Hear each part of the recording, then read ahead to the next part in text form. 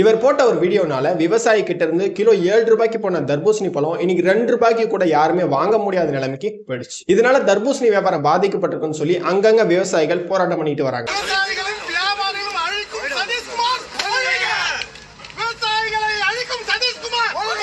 இதுக்கு பின்னாடி ஏதோ ஒரு சதி இருக்குன்னு சொல்லி ஒரு சில விவசாயிகள் குற்றச்சாட்டை வைக்கிறாங்க. தர்பூசணி குளிர் இது பாத்தீங்கன்னா சம்மர் டைம்ல நல்லா ஓடக்கூடிய பொருளுங்க.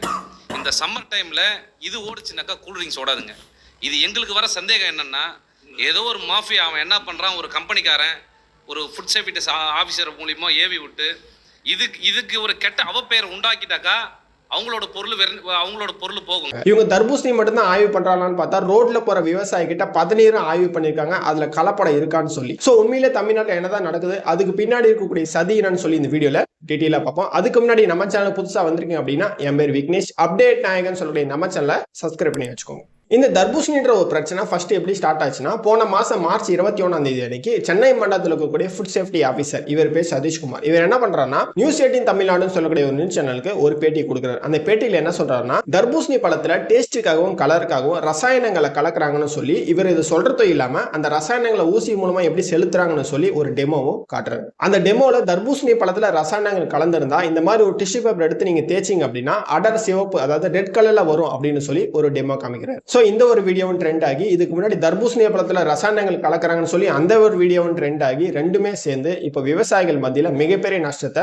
தள்ளப்பட்டிருக்காங்க. முக்கியமா இந்த மாதிரி வீடியோஸ் வந்ததுனால யாருமே விவசாயி கிட்ட போயிட்டு தர்பூசணி வாங்காம வியாபாரமும் கெட்டு போச்சு. சொல்லப்போனா தாராபுரத்தில் இருக்கக்கூடிய ஒரு விவசாயி, நாங்க எல்லா வருஷமும் 3 ஏக்கரா கிட்ட தர்பூசணி சாகுபடி செஞ்சுட்டு வரோம். ஒரு ஏக்கராக்கு கிட்டத்தட்ட உரம், மருந்து, ஆள் கூலின்னு போய் 2 மாசத்துக்கு 15,000 கிட்ட செலவாகும். ஒவ்வொரு வருஷமும் நல்ல விளைச்சு நல்ல விலையும் போச்சுன்னா ஒரு ஏக்கராக்கு எங்களுக்கு 15,000 இருந்து 20,000 வரைக்கும் லாபம் கிடைக்கும். எங்க கிட்ட இருந்துதான் வெளி மாவட்டத்துல இருந்தும் கேரளால இருந்து பல வியாபாரிகள் வருஷம் தர்பூசணி பழத்தை வாங்கிட்டு போவாங்க. ஆனா அந்த ஃபுட் சேஃப்டி ஆபீசர் இந்த வீடியோ வெளியிட்டதுக்கு அப்புறம் கிலோ 7 ரூபாய்க்கு போன தர்பூசணி பழம் இப்ப 2 ரூபாய்க்கு கூட யாருமே வாங்க முடியாத அளவுக்கு போயிடுச்சுன்னு சொல்லி மிக வேதனையோட சொல்றாரு அந்த விவசாயி. அதுவும் இந்த வீடியோ வெளியே வந்ததுக்கு அப்புறம் ஒரு வாரத்துல மட்டுமே 3 டன் அளவுக்கு தர்பூசணி பழம் யாருமே வாங்காம வெடிச்சு வீணா போச்சுன்றாரு. இந்த பிரச்சனை பற்றி தமிழ்நாடு காய்கறி வியாபாரி பொதுச் செயலாளர் சொல்றது என்னன்னா, இந்த மாதிரி வீடியோஸ் எல்லாம் வைரல் ஆனதால மக்கள் யாருமே தர்பூசணி பழத்துக்கு அந்த அளவுக்கு யாருமே விரும்பி வாங்கல. சோ தர்பூசணி பயிரிட்ட விவசாயிகளுடைய வாழ்க்கை இந்த வீடியோனால தலைகீழா மாறி போச்சுன்றார். முக்கியமா திண்டிவனம், செய்யாறு, வந்தவாசி போன்ற இடத்துலயும் திருவள்ளூர் மாவட்டத்தில் இருக்கக்கூடிய 10 கிராமத்தில் இருக்கக்கூடிய விவசாயிங்க இந்த தர்பூசணி தான் பயிரிட்டு வராங்க. விழுப்புரம், மரக்கான போன்ற இடத்துல இருந்து சென்னை, பாண்டிச்சேரி போன்ற இடங்கள்ல இந்த தர்பூசணி பழம் போகுது. அதுவும் இந்த விழுப்புரம் சொல்லக்கூடிய பகுதியில இருந்து மட்டும் 8500 ஏக்கரா கிட்ட அந்த தர்பூசணி விவசாயம் செஞ்சுட்டு வராங்க. இந்த வீடியோ வெளியிடறதுக்கு அப்புறம் அந்த தர்பூசணியோட வியாபாரம் மந்தமாயிடுச்சுன்றார். இந்த மாதிரி குறிப்பிட்ட ஊர்ல மட்டுமே விவசாயிகள் பாதிக்கப்படல. தமிழ்நாடு ஃபுல்லாவே யாரெல்லாம் தர்பூசணி பயிரிட்டாங்களோ அந்த விவசாயிகள் ஃபுல்லாவே வந்து பார்த்தோன்னா இந்த வீடியோஸ்னால, இந்த மாதிரி வீடியோஸ் வைரல் ஆனதுனால பாதிக்கப்பட்டிருக்காங்க. ஒரு சில ஊர்ல எல்லாம் ஒரு சில விவசாயிகள் அந்த தர்பூசணி பழம் சரியா ரேட்டு போகலன்னு சொல்லி மக்கள்கிட்டயும் வியாபாரிகிட்டையும் ஃப்ரீயாவே அந்த பழத்தை கொடுத்துட்டு வராங்க. இந்த வியாபாரம் சரியா போகலன்னு சொல்லி தர்பூசணி பழத்தை வாங்கின வியாபாரிகள் அந்த பழத்தை எல்லாத்தையும் குப்பையில கொட்டுற அளவுக்கு போயிடுச்சு. இந்த பிரச்சனை எடுத்த மிகப்பெரிய அளவில் போய் ஏப்ரல் மாசம் 3 அன்னைக்கு ஃபுட் சேஃப்டி ஆபீசர் சதீஷ்குமார் அவர்கள் ஒரு விளக்கத்தை கொடுக்கிறார். அதுல என்ன சொல்றாங்கன்னா, இந்த தர்பூசணி பழம் சாப்பிட்டதுனால ஒரு சிலருக்கு வாய்ப்புன்னு வருதுன்னு சொல்லி அங்கங்க புகார்கள் வருது. நான் ஆய்வு பண்ண இடத்துல எல்லாமே எலி கடிச்ச பழங்களை மட்டும்தான் பறிமுதல் பண்ணியிருக்கேன். எந்த ஒரு இடத்துலயும் தர்பூசணி பழத்துல ரசாயனங்கள் கலக்கல. சோ மக்கள் அச்சமின்றி இந்த தர்பூசணி பழத்துல உண்ணலாம்னு சொல்லி ஒரு விளக்கத்தை கொடுக்குறாரு. அப்படியே அந்த தர்பூசணி பழத்துல ரசாயனங்கள் கலந்திருந்தா அதிகமான ரெட் கலர்ல இருக்கும், அதிகமான டேஸ்ட் வந்து இருக்கும். சோ இந்த மாதிரி தர்பூசணி பழத்துல ரசாயனங்கள் கலந்த பழங்கள் சாப்பிட்டா வாய்ப்புண்ணு, வயிற்று எரிச்சல், வயிற்றுப்போக்கு போன்ற பாதிப்புகள் மக்கள் சந்திப்பாங்கன்னு சொல்லி ஒரு விளக்கமும் கொடுக்கிறார். அதே மாதிரி வேளாண் துறை அதிகாரிகள், தோட்டக்கலை அதிகாரிகள், உணவு பாதுகாப்புத்துறை அதிகாரிகள் டைரக்டா என்ன பண்றாங்கன்னா, விவசாய நிலத்துக்கே போயிட்டு அந்த பழத்தை வாங்கி சாப்பிட்டுருக்காங்க.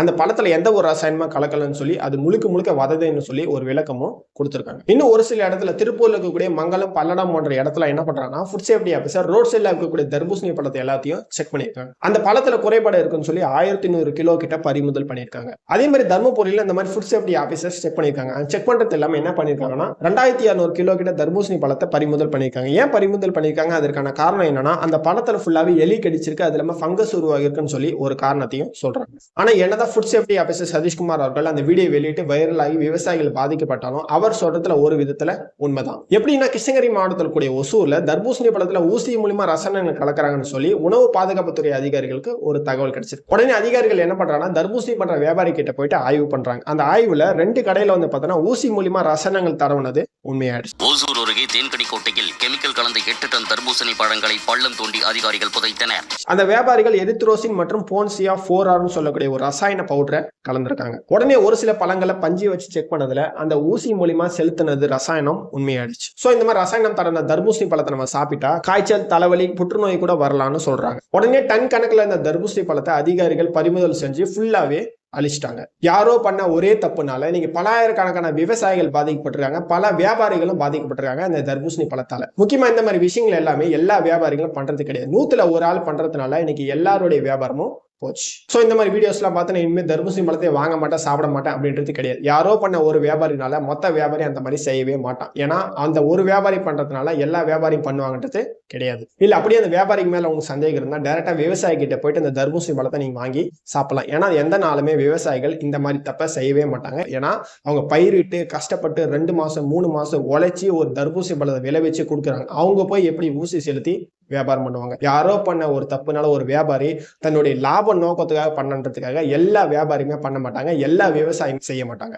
இல்ல ப்ரோ நான் சென்னை போன்ற ஏரியாஸ்ல சிட்டியில வாழ்றேன் அப்படின்னா எங்களால தர்பூசணி பழத்தை டைரக்டா விவசாயி கிட்ட பர்ச்சேஸ் பண்ண முடியாது அப்படின்னா நீங்க வியாபாரி கிட்ட போயிட்டு வாங்கலாம். அந்த வியாபாரி கிட்ட உங்களுக்கு சந்தேகம் வந்துச்சு அப்படின்னா எவ்வளவு யூடியூப் சேனலை இப்போ வந்து பார்த்தீங்கன்னா எக்ஸ்பிளைன் பண்ணி கொடுத்துருக்காங்க. இந்த தர்பூசணி பழத்தை ரசாயனம் கலந்திருக்கா இல்லையான்னு அந்த வீடியோஸை பார்த்து கூட நீங்க செக் பண்ணி சாப்பிடலாம். ஸோ இந்த விஷயத்தை நான் ஏன் எடுத்து பேசுறேன்னா நம்ம தமிழ்நாடு அப்படின்றது ஒரு வருஷத்துக்கு 3 லட்சம் டன் அளவுக்கு வந்து பார்த்தீங்கன்னா தர்பூசணி பழத்தை உற்பத்தி பண்ணுது. அது இல்லாம இந்தியாவிலேயே 9% பங்களிப்பு வந்து பார்த்தீங்கன்னா தர்பூசணி பழம் உற்பத்தி பண்றதுல நம்ம தமிழ்நாடு இருக்கு. ஸோ இந்த நேரத்தில் நம்ம போய் தர்பூசணி பழத்தை ரசாயனம் கலந்துட்டாங்க, மருந்து கலந்துட்டாங்கன்னு சொல்லி யாருமே சாப்பிடலன்னா பல விவசாயிகள் பாதிக்கப்படுவாங்க, பல வியாபாரிகள் பாதிக்கப்படுவாங்க. ஆனா இந்த மாதிரி அதிகாரிகள் பெரிய பெரிய கடையெல்லாம் போயிட்டு ரைடு பண்ண மாட்டாங்க, விவசாயி கிட்ட தான் வந்து ரைடு பண்ணுவாங்க. ஏன் அதை சொல்றேன் அப்படின்னா ஏதோ ஒரு ரோட்ல ஏதோ ஒரு கிராமம் நினைக்கிறேன் ஒரு விவசாயி பதநீரை வந்து பார்த்தீங்கன்னா சைக்கிள்ல தள்ளிட்டு போறாரு. அவர் மேல சந்தேகப்பட்டு சோதனை பண்ணியிருக்காங்க அதிகாரிகள். இந்த பதநீர்ல கலப்படம் இருக்கான்னு சொல்லி கேட்டிருக்காங்க. ஆனா அவரு இல்லைன்னு தான் சொல்லியிருக்காரு. அந்த இல்லைன்னு சொல்றது இல்லாம அந்த பதநீரை குடிச்சும் காட்டிருக்காங்க எந்த ஒரு கலப்படம் இல்லைன்னு. ஆனாலும் அந்த அதிகாரி ஆய்வு பண்றேன்னு சொல்லி ஒரு பாட்டில வாங்கிட்டு போயிருக்காரு. தர்பூசணி பழம்லாம் போய் இப்ப பதநீருக்கு